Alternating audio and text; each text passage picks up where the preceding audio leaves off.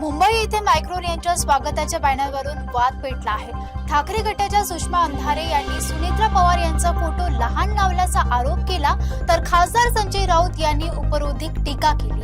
मुंबईतील महायुतीच्या स्वागत बॅनरवरून राजकीय आरोप प्रत्यारोपांना सुरुवात झाली आहे. सुषमा अंधारे यांच्या मते मुख्यमंत्र्यांनंतर दोन उपमुख्यमंत्र्यांचे फोटो साधारण समान उंचीचे असणे अपेक्षित असताना एकनाथ शिंदे यांच्या तुलनेत सुनेत्रा पवार यांचा फोटो मुद्दाम लहान लावण्यात आलाय. हे बॅनर शिंदे गटाने लावले असल्याचा दावा करत महायुतीमध्ये श्रेयवादाची लढाई सुरू असल्याचा आरोपही त्यांनी केलाय.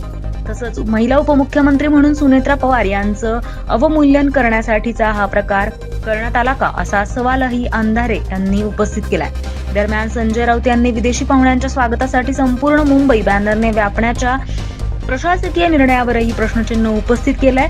या बॅनर वादामुळे महायुतीतील अंतर्गत मतभेद पुन्हा एकदा चर्चेत आले.